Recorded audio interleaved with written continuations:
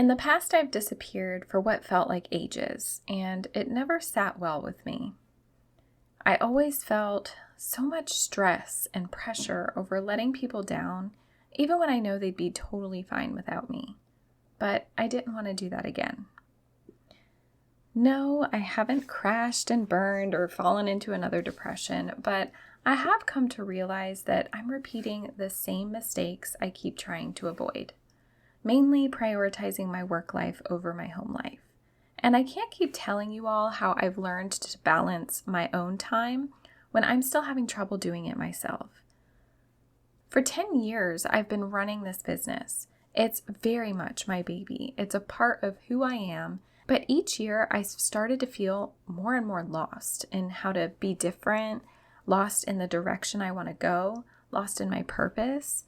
And I've spent the last 10 years worried about how other people view me, or putting unnecessary pressure on myself to solve everyone's problems and feeling like if I'm not around, then I'm doing them a disservice and letting everyone down, as if I hold that much power, which I know I don't, but our minds are funny like that. And yes, I've gone back and forth on this a lot, but I'm at the point where I'm finally realizing that this is just not my season to run a business.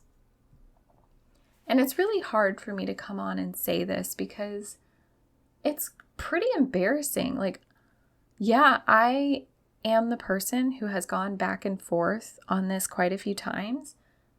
And it's because I just wasn't being true to myself. I wasn't really listening to myself. I was just pushing and trying to fit into this whole hustle culture thing. And even after telling myself to stop doing that, I just keep getting sucked in. And I know that I'm not the only one who feels like that. Like, whether or not you're an entrepreneur, this can happen with a regular 9-to-5 job where you just get your whole life is your job and you forget how to actually live. And that's where I'm at right now. And I'm really trying to get out of it.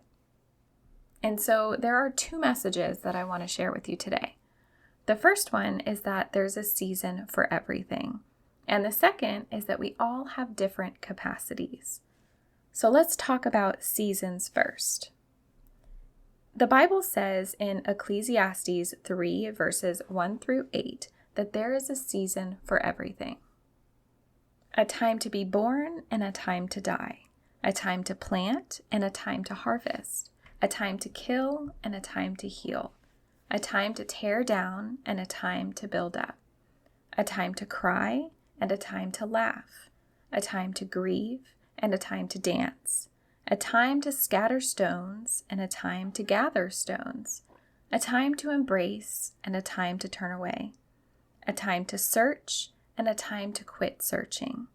A time to keep and a time to throw away. A time to tear and a time to mend. A time to be quiet and a time to speak. A time to love and a time to hate. A time for war and a time for peace. So out of all these seasons, which one are you in right now? I know that comparison is something that a lot of people struggle with, and myself included. And let's say there's a homeschool mom on the internet who seems to have her whole life together, and maybe she does, and she's running a business, creating her own unit studies, has all the answers to perfectly behaved children with minimal screen time, whose house is mess-free and toy-free, and she makes all her food from scratch. Just because there's someone out there like that, and whether or not this person is actually able to do that, doesn't mean that I'm a failure just because I can't do the same. And that's something that I have struggled to believe in myself with. And again, I know I'm not the only one who feels like that. I feel like we all have that one person or maybe multiple people who we look at and wish our lives looked more like theirs. We all have an ideal lifestyle. And it may look like someone else is living that same lifestyle that we wish we were living, but that doesn't mean they actually are. And I love that social media has become less perfect and more progress over perfection and sharing more openly and being more vulnerable and real. But even those people don't show it all, and we can still feel like they have it all together even when they're being honest about not having it all together. Our minds just love to play tricks on us. And just because you believe something doesn't mean that it's true. That's one of the most impactful things I've learned from Byron Katie. So if this is something you also struggle with, the next time you feel a certain way about someone on the internet, whatever negative thoughts you're saying to yourself, or the things you think are going really well in someone else's life, ask yourself this question. Is it true? Initially, you'll want to say, yeah, duh, it's true. Why do you think I feel so crappy? But then ask yourself a second question. Do I actually know 100% that it's true? Like, really think about it. And most likely, it'll be a no. We are all on our own path. Let's say that person that you envy really does have it all together. There are 3 possible scenarios here. That person is in a different season of life than you. That person has been doing whatever it is that you're wanting to do better longer than you. And or that person may have figured out that area of life, but they're most certainly lacking in another area. And that's not to put anyone down. That's just reality. We're always experiencing new things and learning and growing. We're always trying to improve some area in our life. They're not all created equal. I could feel amazing in my spiritual life, but feeling like I'm making all the wrong decisions in motherhood. I could feel amazing in my meal planning system, but I could be severely lacking in the ability to organize my home. True story. Using our homeschool mom as an example, she could be the best homeschool mom the world has ever seen, but her marriage could be failing, or her mental health, or her paper clutter. We're never going to be perfect in all areas at the same time. So what season is it for you? For me, it's a time to embrace my kids, a time to focus on raising gentlemen, to be a better homeschool teacher, to fully experience the short amount of time we have left in Japan, to quit searching for the next big thing I need to add to my business, to be grateful for the business and the income that God has already given me, and to be grateful that I'm able to continue helping people learn how to crochet and how to process their emotions through videos that will forever live on YouTube, without even having to show up consistently, especially during a time where it's just not my season. And that brings me to how we all have different capacities. You might be able to juggle all the things, while I get overwhelmed when one thing goes sideways. I could tear myself apart with negative self-talk like I have in the past. Why can't you be more like them? Why do you always get overwhelmed over nothing? What is wrong with you? Why can't you just get it together? Trust me, I've done that many times in the past. But what is that actually helping? Nothing. Nothing at all. It only makes me feel worse, and it makes me feel alone. It makes me feel like something went wrong when God was creating me. But that's the thing. God doesn't make mistakes. There's nothing wrong with me, and there's nothing wrong with you. We are all so unique. We all have different capacities. We just have to figure ourselves out, which is why journaling and self-reflection is so important to personal growth.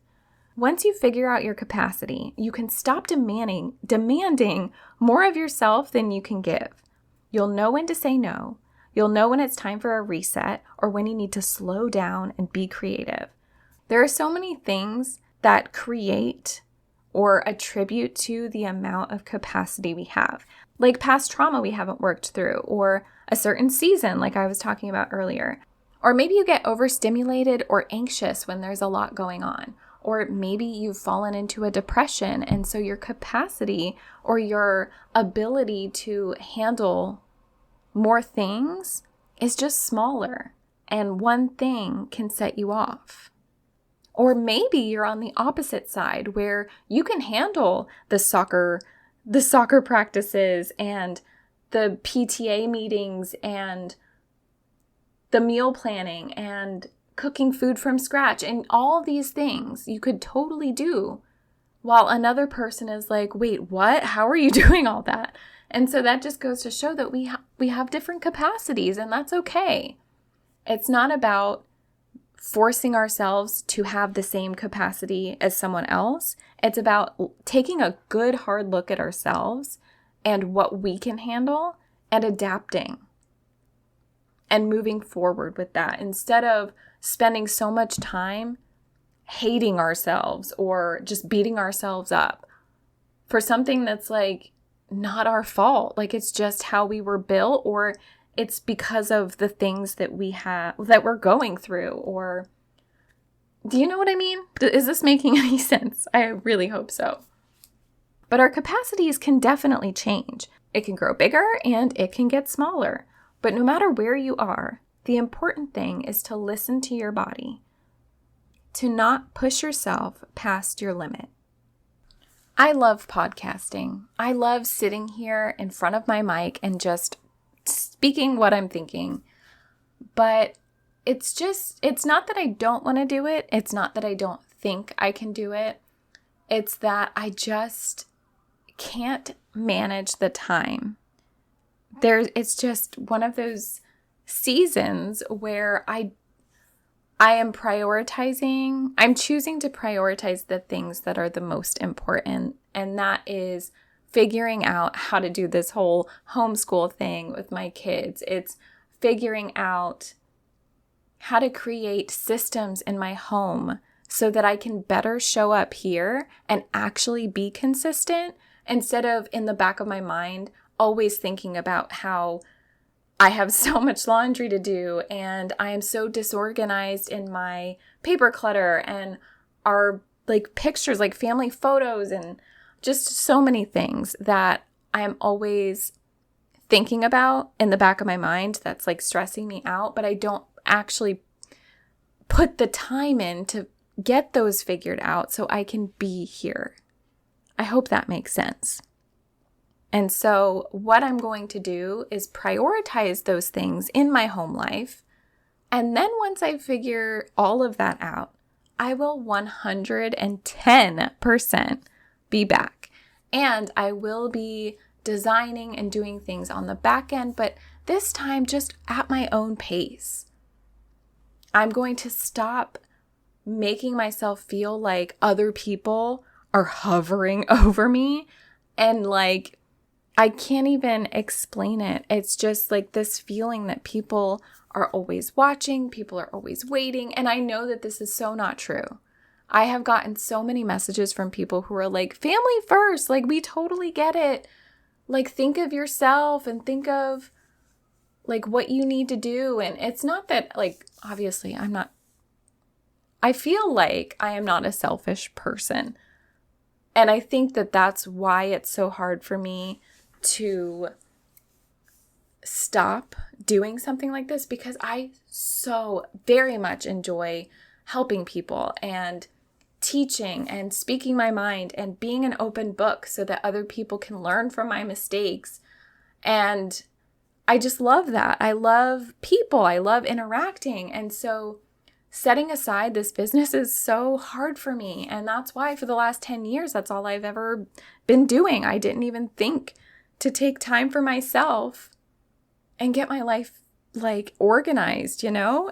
And not just all of my home life stuff, but I'm also going to school to become a mental health coach, which see, I can't sit here and tell you all of these things knowing that I'm going to school to be a coach and just like feel like I'm feeding lies. Like I need to focus on this schooling so I could develop my coaching practice so that I can do these things more one-on-one and really help you move forward and just believe in yourself, you know?